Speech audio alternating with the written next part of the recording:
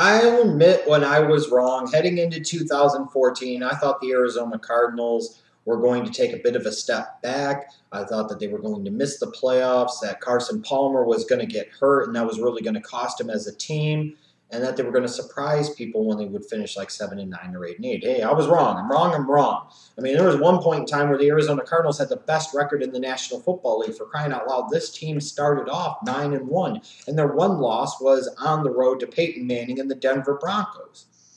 I mean, this was a Arizona Cardinals team that was serious, that was legit.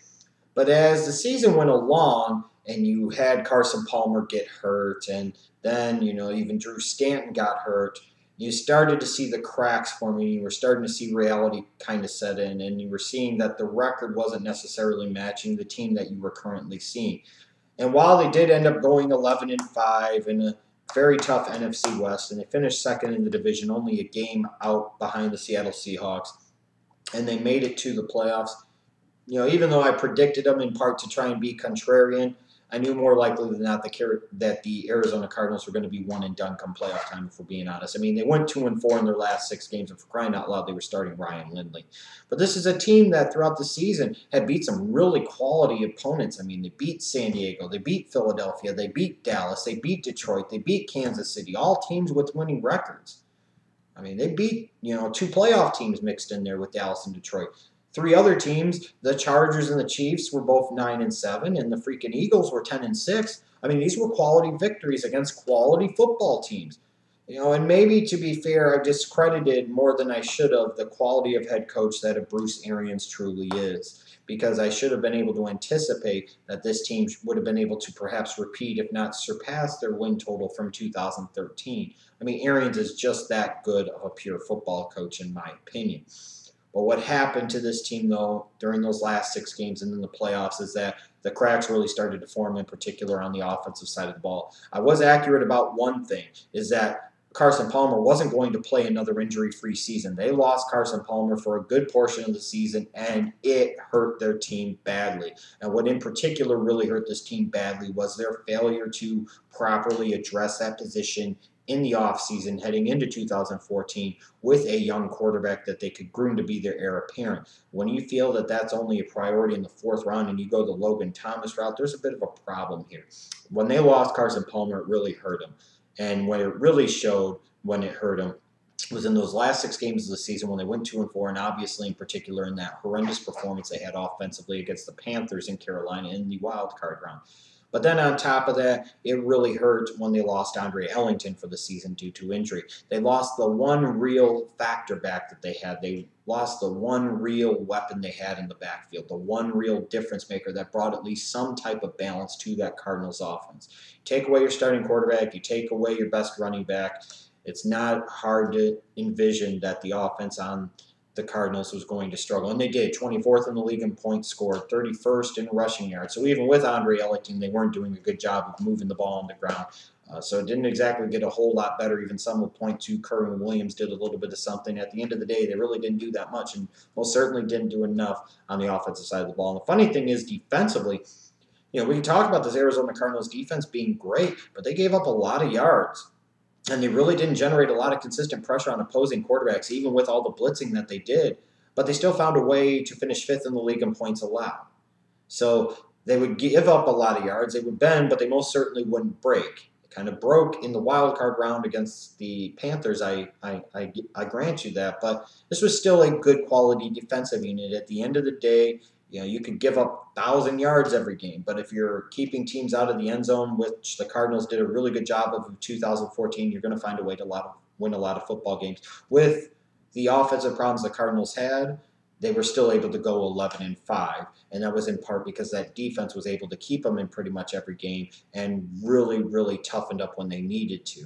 But this Cardinals team can't rest on their laurels because they saw the flaws of this team, especially on the offensive side of the ball, in the last portion of the season, especially in the playoff loss to Carolina. They have to get better. They have some areas of significant need, both on offense and defense, frankly. When you look at the offensive side of the ball, first and foremost, they've got to find a young quarterback. Lindley ain't that guy. I mean, Christ, they didn't start Logan Thomas. They went away from him and went back to Lindley before they gave Thomas a shot. They chose Ryan Lindley over Logan Thomas. What does that say about Logan Thomas? And then even Drew Stanton, he's not any type of long-term answer. Carson Palmer, even though they gave him a new contract for whatever reason, he most certainly isn't a long-term answer.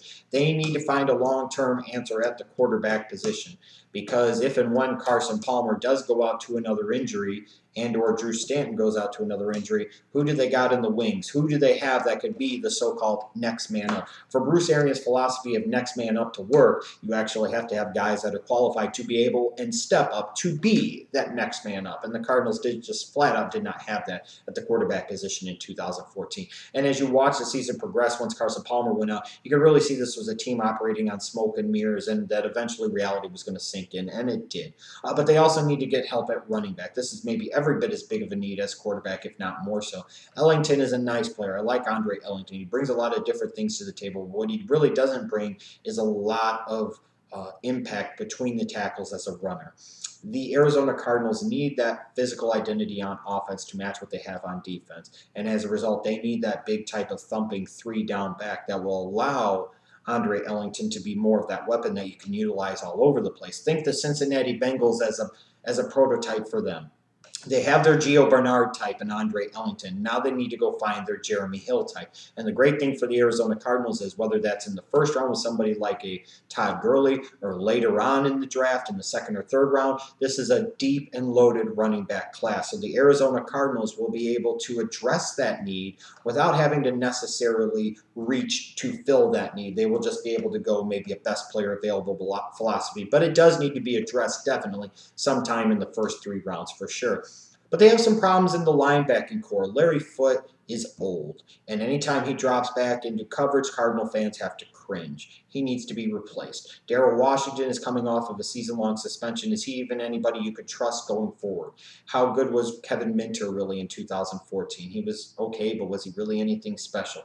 They need help at the inside linebacker position, and what they really need is help at that outside linebacker position as well, because the losses of Abraham and the loss on the defensive line of Darnell Dockett, the loss of Darrell Washington inside.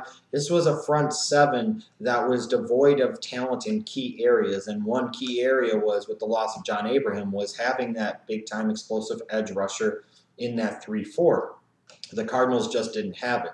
If they can figure out a way in this offseason in a class that is loaded at running back and loaded at 3-4 edge rushers to effectively address those 2 needs, then this Cardinals team could be right back in the mix again in 2015. That's the one thing that really breaks well for the Arizona Cardinals, is that where they have some of their biggest needs is where this draft in 2015 is at its biggest strength, which is running back and outside linebacker. The unfortunate thing about it is, though, is that for the Arizona Cardinals, their biggest need long-term as an organization is at quarterback, and this year's quarterback class is most certainly nothing to brag about. So as a result, we could see an Arizona Cardinals team, even if they address these other big needs, sitting there and still kind of treading water and looking kind of the same as they did in 2015, a team that's kind of smoke and mirrors to a certain degree that at some point in time reality ultimately sinks in on.